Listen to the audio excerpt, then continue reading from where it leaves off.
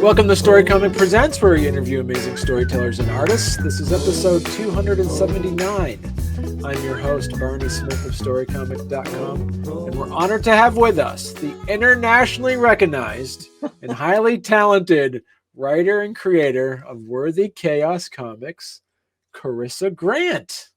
Hi. See, look at that. And you're pushing these out. These Kickstarters and these issues are wildfire right now. You're planning on 45 issues, correct? Yeah, there's 45 issues. 6 is already done. So this one released today is issue 5. Issue 6 is getting finished. It's already drawn and it's getting finished colored this week. And then next week we'll start issue 7. And that is book 1. So our Kickstarter is now until July 17th, then August 15th, October 3rd, and then book 2 starts January 23rd. You know, I can guarantee there's many comic creators out there who are extremely envious of the fact that you're able to produce these at such a good pace. If they saw my credit card bills, they wouldn't be as envious. I mean, I'm very lucky. Well, I got screwed over my first issue. I had an artist steal $3,000 from me, and then I tried to fix it for $2,000, and the comic book was fine. Everyone thought it was okay, but once I found my new artist, I'm like, it's not okay, and he had to redo it. So I pretty much threw away $5,000 to have my artist redo it, and I'm so glad I did, because my artist is absolutely phenomenal. He makes my characters look exactly how they were in my head. And Jonas Acasa there's no comparison. I mean, the way he does panel work and the storytelling, and it's just so amazing. And I got so lucky to find him. Well, actually, he found me. It took me months to find an artist, and I was so tired at that point that I just posted part of my story and said, if anyone wants to do test pages, I'll whoever gets picked can do 45 issues. And I had 5 people working on it, and he came along and said, are you taking any more submissions? I said, well, you have 2 options. You hand it in now and I'll look at it. You hand it in for free now and I'll look at it first, or you wait till they're done. If I don't pick them, I'll pay you for a page. And he's like, I'll hand one in. And he handed one in. It was instantaneous. I paid the other ones off and just said, yeah, I'll take it. Wow. This was his first paid job, by the way. So for those that are unfamiliar of Worthy Chaos, which Worthy Chaos is actually the term used for the angel character. So yeah, Worthy Chaos is Seraphina. Right. She is an angel descendant, and everything negative and evil is attracted to her and always has been. So she causes her poor soulmate, Draven, a demon descendant, so much trouble that she always feels like a burden, and she is always apologizing, or she wants to leave so he doesn't have to deal with it. And he always says that you're worth it. So she's the Worthy Chaos. Yeah. Mm-hmm. Yep. And so that you want to give people a little bit of a background on how you kind of started working on this this epic novel that is supernatural. It's a mix between supernatural, Romeo and Juliet, and in a role-playing world. So it's been called Romeo and Juliet in Hell. I didn't name it that, but now after I heard it, I'm like, yeah, it kind of is. It's a mix of supernatural, Resident Evil, Silent Hill, and Buffy the Vampire Slayer, all kind of smashed into one. How I started was Resident Evil 2. I was playing it and I got obsessed with it, and I discovered role-playing. And I asked them, how do you pick a character? Like, I thought it was illegal. Like, how do you pick these people or whatever? And they're like, oh, just pick a character and you role play it. So I was obsessed with Resident Evil. So I became Claire Redfield, who I played for 15 years online. And I was very popular because I was always on. I knew her inside and out. But I'm dyslexic, so I started as a one-liner. So I grew from one line to a couple of paras to now 6,000 words in like 2 hours. So I got a little better. I had this idea for the angelic weapon, which is my logo, for about 11 years. And even though I role played with amazing writers for 3 years, 2 years, whatever, and they all wanted this role. It just didn't feel right. So I met Jessica, who's my co-writer, and the day after I met her, I said, do you want this role that I've held on to for 11 years? And she's like, I don't take roles. And yes, I do. So like I gave her a 4,000 word starter, and that was it. We just completely hit it off. We role played straight now for 2.5 years. She just sent me a teaser, so we are officially now 1 million words into the story. And now on your show, it's an exclusive 1 million mark.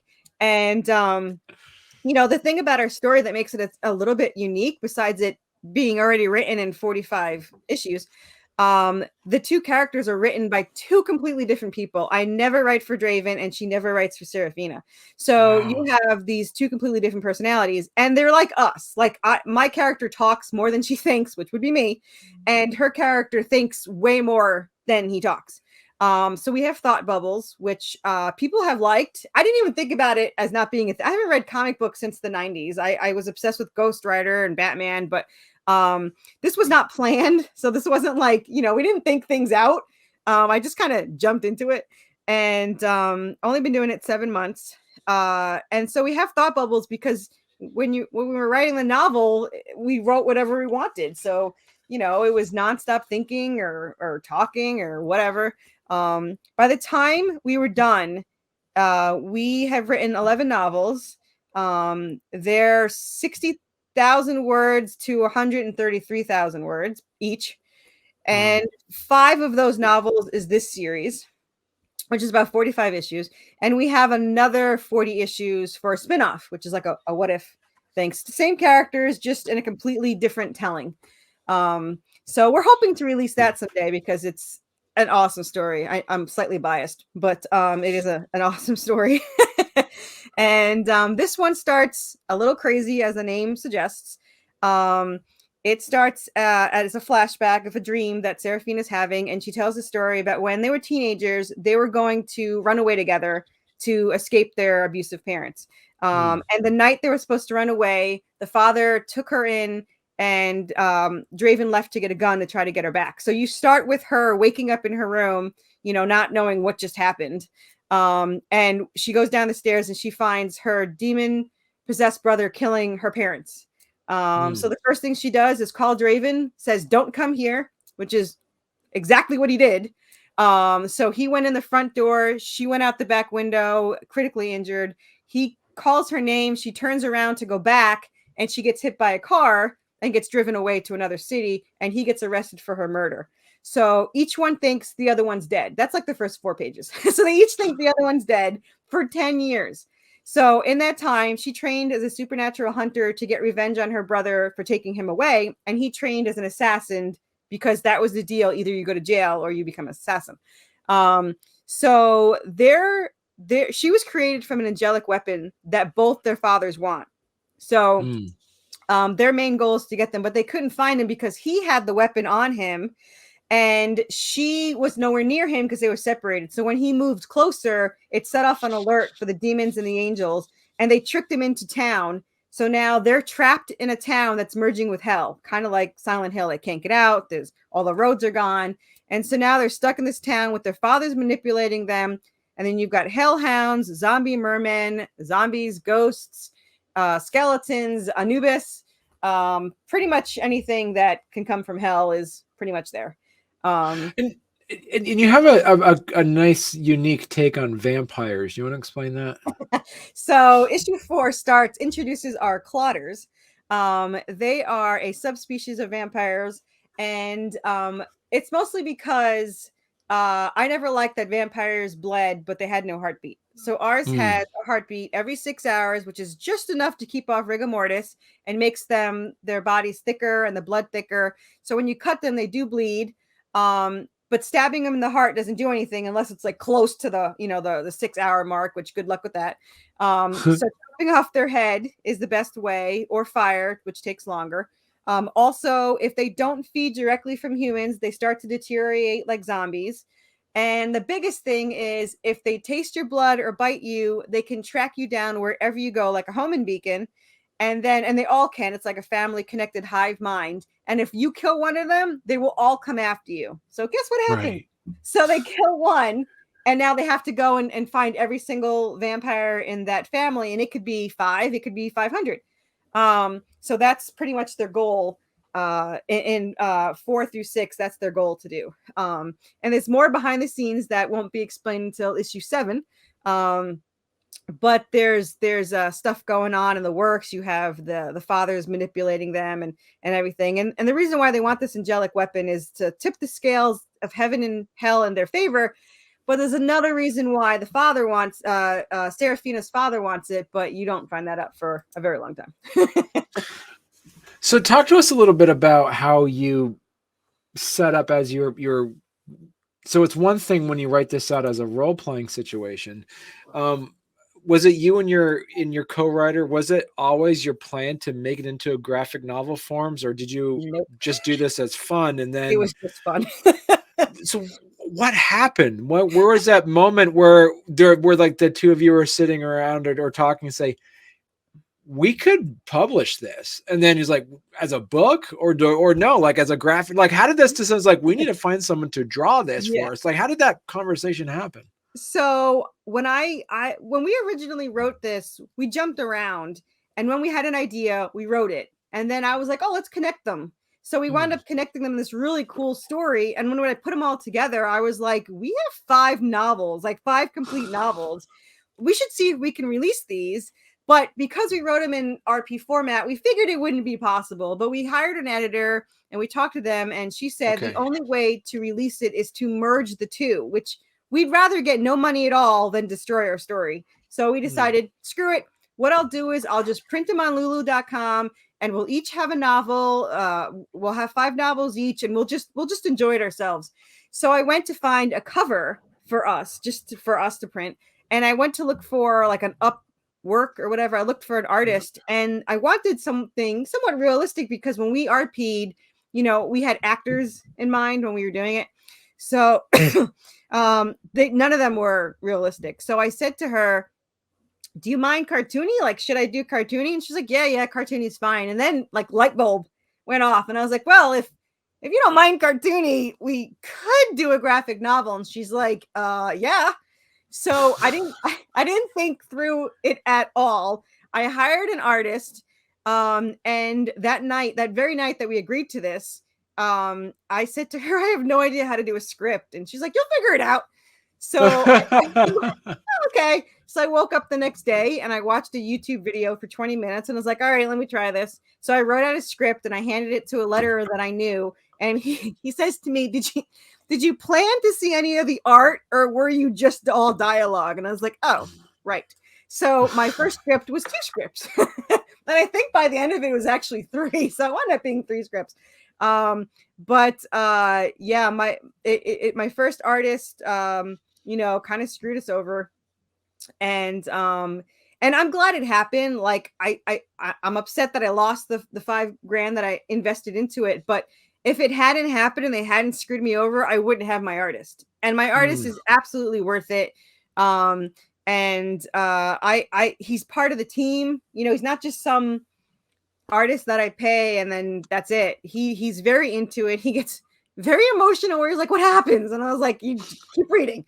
And he'll be like, are they going to be okay? And I was like, you have 40 more issues. They will be fine. While we're torturing them, they'll be fine. And then like he got upset the other day because I said, I really wish you could do the spinoff. And he goes, why can't I do the spinoff? I was like, it's 45 issues. It'll take you like, 4 years at least? And we're still writing series 2. We're like 7 issues into 7-2. In the next 4 years, we're going to be like way into it. He's like, oh, okay. I was like, but if we ever wind up cloning you, we're all for you doing the spinoff because we would love it. We release every other month.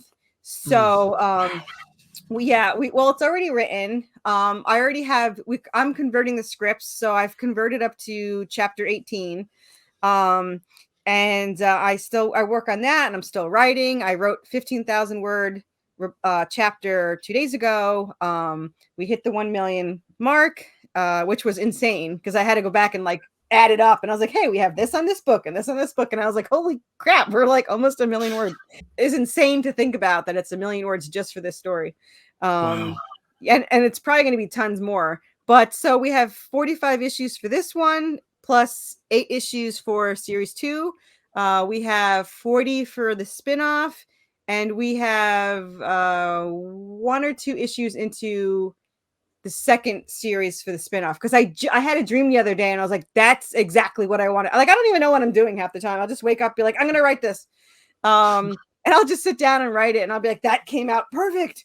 And it did. I had no idea how to do the series 2. I know what it's going to be about, but I never know how any of the book's going to go until I sit down and then I just write it. And she has no idea. Like, I send you a chapter, I'm like, here you go, good luck. She's like, okay. So fortunately, we're on the same wavelength, like 99.9% of the time. She's sometimes 1% more brutal than I am. And I'll be like, we should probably let them like have a day of rest or a page or something. But because it's a role play, our it's pretty much nonstop action, because when we reply to each other, we will have to make it interesting for them to reply back. That's the whole thing to it. So I think this is the 5th issue, and it's the first time they talk to each other. Like, you know, like they talk in the car, but like they actually get like 3 pages to like just talk to each other before they're attacked by something, of course. But you know, my letterer for the first one was upset because he was so into it. Like, he was so into it. He's like, they haven't seen each other for 10 years. You have to rewrite it. They should be like kissing and happy to see each other. And all. It's been 10 years. Like, did you read the story? Like, he thinks it's a bad dream. She thinks it's a trick. And 4 seconds later, they're attacked by an entire town of ghosts. When exactly did you want them to kiss? So no, that didn't happen. So, but they do kiss in this one. I let them have their first kiss. So I gave something. he's all happy. He's like, woo. So yeah. So from a writing perspective, like, and you mentioned, you kind of alluded to the fact that like originally you had an editor who gave some advice on what to do. When you actually start scripting out for the actual comic book side of it, where they actually are, do you have another editor come in to kind of discuss how the any like grammar and pace or any of that stuff? Nope, that probably would be smart. No, we don't have any of that. Lori from Path of the Pale Rider, she'll like edit it after we write the whole thing and letter it all, and then she'll be like, oh, these should be 2 sentences instead of 1, or comma goes here, and weird things like that. But no, we pretty much just write it exactly how we had written it. And I'm going to be totally honest with you. Like, my co-writer is an amazing, she writes well enough to, she won't admit it, but she writes well enough to write novels. I do not. I am an amazing storyteller. I'm the one that tells the story. I'm the one that paces it. I'm the one that decides, you know, we'll talk to ideas, but generally I'm the one that leads the way. And I don't write the whole show don't tell thing. You're supposed to. And I tried it for 1 day. It broke my brain. I was like, I'm not doing this. So I was like, do you mind how I write? And she's like, nope, I absolutely love it. I was like, then so be it. But I tried it when the whole editor thing came along, because I was like, oh, I should probably figure out how to write, you know, like a novel or something. But let me tell you, the way I write, it converts perfectly to scripts, because it literally just tells you where you're going, what you're doing, what they're thinking and hearing, and their action they're doing. So it was like it was meant to be, you know, a comic book. We didn't know it. And I'm kind of glad, because now that we know it, it's kind of like, would this look good as a comic book? We have to think a tiny bit more. But before, we just literally wrote whatever we wanted, and it turned out awesome. And the story has so much depth and twists and turns and all these things. And the reader knows more than the characters, because, you know, they don't even know their fathers are there. Like, the fathers are pawns. You have an angel and a demon on the rooftop arguing and bantering back and forth while they're watching their kids below. But they have no idea that they're there. So it's kind of like we're watching these characters being used and abused and all that stuff. And that poor characters have no idea why. But it's kind of cool that we do. You know, we have this little insight. Like, Anubis is being controlled by her father with the remote control. It's an anklet, and it has the word Anubis in it on runes. And it's pretty much, Anubis isn't bad, because I've had people message and be like, oh, Anubis isn't bad. I was like, he's not bad. And he starts to eventually fight the power of the remote control, and he gets a hellhound pet that he plays fetch with in the last issue. You know, you've got this poor hellhound that brings him a stick and he just keeps throwing it back and forth. So you start to see the character Anubis start to have somewhat of a conscience, and in book 2 he tries to kidnap her away from Draven and the demons and all this stuff. So it's kind of cool to have him there and just be like this character that just always watching and doing whatever. So I really love the character Anubis. And so you have Draven, you got Seraphina. But then also you mentioned Anubis. Who writes Anubis then? We both do. Okay. Yeah. We the minor characters we both do. She pretty much just writes Draven and sometimes her father, sometimes the lower characters. We kind of share them. But generally it's both of us, you know, that write those characters. And so usually she'll write Draven's father because, you know, he's more the demon, which is more like Draven. They both have anger issues. But besides that, we do the minor characters. And we have a few. We don't actually have that many. In issue 16 to 24, you have 2 new characters thrown in there, which I haven't informed my artist of yet. So sorry. But we have 2 more main characters. And they're in it for like all of book 3 and half of book 4. But mostly it's Seraphina and Draven. Our huge villain, which doesn't pop into later, our worst villain in the whole entire series is a human. Like, screw the demons and the angels. This guy is crazy. So we love him. He's in the first issue for like a page or 2, and it kind of gives you a hint of how insane he is. But when you see what he does later on, he's scary. He scares me, and I write him. So most people are familiar with like role-playing games, like whether right. they be like, you know, Shadowrun, D&D and stuff like that. But when we were talking before we went live, you're saying that this is actually you role play. Mm-hmm. And unlike maybe thinking of something like an improv, which is a role play, or role play like a tabletop role-playing game, this is something different that you do. You want to explain about this? Yeah. So this is kind of like you're telling a story, and then the person writes their character's perspective. So, for example, my starter talks about the dream she had, like you see in issue 1. It talks about how she gets to the town, and then she hears something in the town, and she doesn't know what it is. So she'll come in, she'll write where her character was, why he's there, how he got into the town, and then running into her.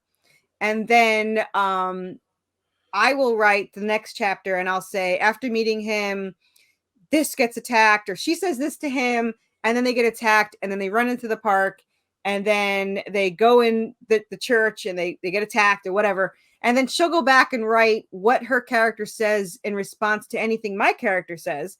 And then the response with the thoughts that he's thinking while she's going through this, the actions that he does while she's doing this. So mostly she's replying to what I've said. If there's fighting, then she makes up her own fighting style. Like in issue 2, Seraphina is fighting the zombie merman underwater. So I'm writing that while she's writing about the fight he's having above water. So sometimes we'll be split like that, but generally she's replying to whatever I wrote. And it sounds very complicated, but it really isn't. A simplest way to say is Seraphina and Draven walk into one of the rooms, and there's a zombie on the floor, and she shoots it and moves to the next room. Obviously it's more than that. And then she'll write that however Draven was feeling when that happened, how his response to her shooting it, he might shoot somebody else or do something else. And then they move in. So it's a lot more than that. There's a lot of details to it. Generally, they'll literally have a whole conversation separately. Like I write all the things my character says and thinks, and then she replies in her message about what he says to that. And then when I'm doing the scripts, I just put them right next to each other. Wow. And so doing this role playing, how has this made you a better writer? It's made me like think more, you know, whatever it is, I'm able to write without worrying. Like I used to have to really think about what I wrote before, make sure the words are right and all that stuff. The thing about my brain is, thankfully it's thesaurus too, because I used to have to dumb down my own work. You know, like I would have to be like, I can't spell this. When I was a kid, spell checker would not get anything. Google's better. And my phone, if you say, if I pronounce it right, which half the time I don't, but if I pronounce it right, it'll spell it for me. But in my head now, I go through all the words that it means. I use a dumber word, and then I could hit synonyms or, you know, whatever words that are similar to it. But a lot of times my brain will write a word that sounded like it, but wasn't it. So, but I don't stop anymore. I write the whole entire thing and then go back and try to figure out what I said. But I used to not be, I used to remember saying, there's no way I'll ever be novelaire, which was like 1,000 words. I'm like, that'll never happen. There's too much writing. There's too much I don't get it. Like, I even remember saying, I don't know how you guys do that, you know? And now I write like 6,000 words, like it's nothing. So. And how does it affect you when you mentioned, because you mentioned earlier that you have dyslexia? How does that, how does that work with, like you say, if you're writing 6,000 words, how does that process work for you? So I've gotten a lot better. A lot of things with dyslexia, it's not just the mixed up letters that everyone thinks it is. There's like way more things to it. For example, when I got tested for dyslexia, there was 50 points. If you get 10, you're dyslexic, and I got 38. So I had a lot more to do. Like, a couple of things is, for some reason, getting distracted. So when I'm typing, sometimes I will see things move out of the corner of my eye that isn't there. But for some reason, if I turn on the TV and I pause it, it keeps that at bay, and I don't know why. It's really weird. Oh, wow. But another thing is, like I said, writing words that look like the word. I've gotten a lot better with that. And somebody asked me, do you ever go back and can't read what you wrote? And I was like, oh, that rarely happens. And it literally happened like 5 times the next day. I'm like, damn it. But I'm like, what do I mean here? But generally I'm pretty good with it. The biggest thing is, which of course sucks during instant messaging, I'll write the opposite. Like, I'll write can instead of can't, which changes the entire meaning of what I wrote. So it's very tricky. And like, I have my own business, and I had numbers I screwed up, and I saw she wrote June 19th, and because I had just said July 20th to somebody else, I thought it was July. So I wrote, oh, I have July 20th. And she's like, oh, that's perfect. And then today she's like, are you coming today? I'm like, no, it's next month. So whoops. So I do have that problem once in a while. But yeah, I've gotten better, but it's still there. I just try not to let it slow me down. Like, I don't stop, and I used to stop and read each sentence. Like, did that make sense? Whatever. Now I'll write like an entire 1,000 words and be like, I should probably go back and read that. And sometimes I'll just send it to her. I'm like, here's 6,000 words. I don't feel like reading my own writing. She loves my writing, and she can read it multiple times, and I'll barely read it once. And hers, I can read like 20 times in like 5 minutes. And she's like, I hate my writing. I was like, I hate my writing, but you like it. That's all that matters. So we complete each other. She's my soul writer. I say all the time. Do you have so for writers that might be watching or listening to this podcast that say this role-playing thing you're talking about, Corissa, how do I do that? Is there like a community that someone can, like, where would they find like the role-playing that you're talking about, where it's just text-based? So there's like several sites, but the most popular one is roleplayer.me. And you literally just pick a character from, you can make up your own. We made up our own, obviously. But you can pick a character. Usually when a movie comes out, you'll see like 20 of those in like 5 minutes. Like the main, like John Wick, there's like 1,000 John Wicks. Every time there's a new John Wick movie, there's 1,000 more on that site. But you pick your character and you pick a story direction, and then you just kind of make it up as you go. Most people, I'm not gonna lie, they get bored and they give up, and they role play it for like a month. Me, I have the same character for 15 years, and now I've had this character for 3 years. But that's pretty much it. And it's very good to get to get your thoughts down. You've heard me. I ramble all the time. So when I'm writing it, it has such a clear direction. I've also argued with my character, so I'm pretty sure my character's in charge most of the time. I had this one, I kid you not, in book, I think it was 4 or 5. I think it's 5. My character walks into a room and these things stick to her, and I had no idea where this was going. There was these needles sticking in. I just could not. I kept saying to myself, "This makes no sense. I have to go back and start over." And the character's like, "No, just keep going." And I was like, "This makes no sense. Like nothing makes sense." So I just kept writing it. And after like 500 words, I was like, "Oh, that's cool." Like it was like I had no idea where it was going. And I sent it to my co-writer. She's like, "That is the coolest idea." I was like, "I had nothing to do with it." I was like, I was just writing. It didn't make sense to me until I was done, but now it's pretty cool. So I'm pretty sure I'm just a prophet of my character. I'm just here to write. My character's in complete control. So maybe that's why my dyslexia is better. She's not dyslexic with me. Works for me. Right. And for our campaign, we always have issue 1 as a PDF as a tier, and we have it as a printed tier. So newbies can come in and get in right away. We have catch-up tiers. We have all past issues as PDFs, as add-ons, or printed as add-ons. You can get almost anything except for the main items that are bigger, like the plushies, the handmade clay statues, stuff like that. The metal tiers and stuff. That's what you like my pictures, because I just learned this. I don't know what I'm doing, but I learned Canva. So my friend Rick, who's also makes comic books, he taught me Canva, and I did my best. So those that might be watching this now, watching and listening, you can get issues 1 through 5 already printed for $50. Yeah, and it comes with the keychain, buttons, stickers, the PDFs, trading cards. The $50 one is definitely the biggest, the best value there. Right. And I have something new this time, which I never had before. There's our plushies, our zombie merman plushie, Anubis plushie. But I have a metal cover this time, and that's new. Wow. Yeah, and it's here. I could show you. This is I'm re-releasing issue 4 with the metal, and it's just so. It's my first metal cover. It's super shiny. The pages are super. We have the 80-pound glossy pages. Wow. But the cover is just I've never had metal before, and I'm like in love with it. I'm like, I absolutely love this. So I do have a catch-up tier, which is of course way more expensive because it's metal, but I have a catch-up tier that you can get all of them in metal. Wow. Yeah. Okay. And I have metal trading cards. I have metal bookmarks. I call it the heavy metal club, the heavy metal tier.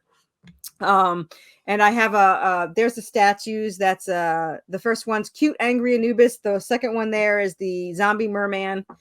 And then I think there's the bust of the 2 characters. There's only 2 in existence, and my clay artist refuses to do anymore because he hates doing people. So, and then that's our heavy metal tier, where you get everything in metal. You see there, you get a gold plated coin, you get the metal tiers, you get metal bookmarks, metal trading cards, everything. And then our big giant tier of the tall Anubis, which this is the last one that we'll ever have made. It comes with a pillow, the gold coin, a metal cover, and stickers and all that fun stuff. So wow, it's a lot of merch. That's a lot of merch. How much of this is that you wanted to make because you wanted it, or how much of this were things that like fans and readers said? 100%. I've told, it's no secret. I tell everyone that all of my merch, because I've been asked, like, why do you have so much merch? I wanted it, and selling it to somebody else makes it tax deductible. So here's my tax deductible plushie, and then I have the other ones for everyone else. So yeah, 100% for me. Yeah. I only made like a lot of them are rare. Like, though everyone seems to love this one. These are all handmade plushies. I have a plushie queen. This one's for the next issue because I had so many tiers. I had 20 tiers. And then I have the my zombie merman. So I only make 3. I make 1 for me, 1 for my co-writer, and 1 to sell. So that makes it tax deductible. Best hobby ever. But yeah, I absolutely love my merch. I love my story. If I was rich, I would literally just release these. Like I want everyone to read them. I want to see them. They're for me. I want to see them made. But it's an amazing story that I hope that other people love as much. Well, no one will love it as much as me, but love the story. I've gotten very good feedback so far. They like the action. They love the dialogue. I didn't know dialogue was hard to write because we just write, whatever. It just flows out like it was meant to be. So everyone's like, your dialogue's really good. That's really hard to do. I was like, it is. I'm like, I don't know how to make a comic book. I wrote a story. I don't know. So I got really lucky in this. And the fact that it's already done, I think makes people enjoy it too, because they know there's an ending. I do warn everybody on the last page of issue 45, whatever, there's going to be a warning that says stop now for happy ending. Don't read the epilogue. And then like the epilogue destroys everything and goes on to series 2. But you'll be warned, don't read this. But we're mad that the never ending story title is taken, because this is a never ending story for us. We just want to keep, and we have a whole prequel that we wrote, 1 novel so far. So it's like 6 issues, but we want to go all the way back to where the angelic weapon was made, how she was created from it, how Draven was created to go after her, but wound up falling in love with her, how they're part of this giant prophecy, how they got betrayed by their guardian angel. So a lot happens in the prequel. So we have to write that still, but we haven't cloned ourselves yet to write everything at once. So we're working on it. So right. So Corissa, if people want to learn more about Worthy Chaos Comics, where could they go? There's 2 major places to go. We have a Twitter with 5,000 followers, at worthy_chaos. We have very good, followers on there. The number one best place, we have a Facebook group. We just started it like a couple weeks ago. We have about 550 members. But we post covers in there. We post pages that are done. We post upcoming rewards, so everyone could see everything ahead of time. So Worthy Chaos group is definitely worth joining. Obviously, Kickstarter, the easiest way to find Kickstarter. Everyone's like, oh, just follow the link. You just have to search Worthy Chaos. We're the only thing that pops up. Do not search Redemption, because it'll be like, boom, lots of Redemption. But Worthy Chaos pops up, and you'll see us right away. We're the only one that pops up. Super easy to find. And the Kickstarter is going to go until July 17th. And then you have 1 month to relax until the next one goes off. Like we pre-launched the next day. Like we closed the last one, and the next day was a pre-launch, and everyone's like, I just paid. I was like, it's just pre-launch. It's free. And we got lucky because we got 50 followers within 24 hours because they fortunately signed up, which took a while last time. Right. This is the website. You can get stuff on the website, including our song. We had a song written and performed for our characters. The lyrics are based on our characters. We have it as an add-on as well. That's awesome. And we do have an add-on and a tier that I always forget to mention. So I'm going to mention it before I forget. As an add-on for $99, or the tier is $145, you can actually be drawn in issue 8 as a zombie, and you can either stagger on as a zombie self or pick your demise. We only have 10 available because it's a haunted asylum thing, but later on in issue 16 to 24 there'll be tons of zombies. But for now, this is the last chance to get into the zombie books for the next year or so. That's yeah, and we did that for the vampires. Let me tell you something. I did 42 interviews, and I did not mention it once.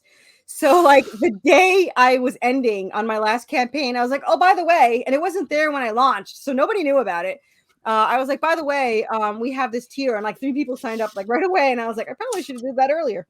For now, I'm trying to mention it when I do interviews. I only have 36 interviews this campaign, so I have plenty of time to hopefully get people to notice it's even there. Perfect. Well, listen, then, Chris, you're gonna have to come back on the show when you're ready to talk about your next issue. I would love to come back in near October, like on October, between around October 3rd, because I am releasing the last issue of book 1 and the graphic novel of them all together. Nice. So that's going to be a big release for Halloween. It's going to be celebrated because it is 1 year in comics, 1 year with my artist, and 3 years with my co-writer. So we're going to have a big Halloween party. So I would love to come back and talk to you. And all right. Well, thanks a lot, Corissa. Yeah, thanks for having me on. This was a lot of fun. I really appreciate it.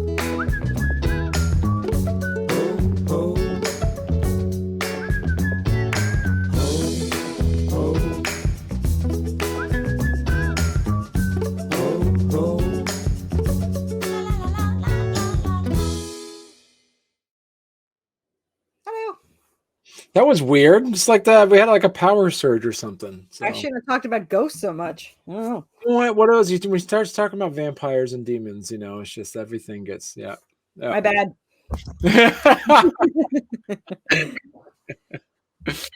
All right. So where were we? We were talking about. I think we're talking about role play. You said right. So perfect. Okay. So.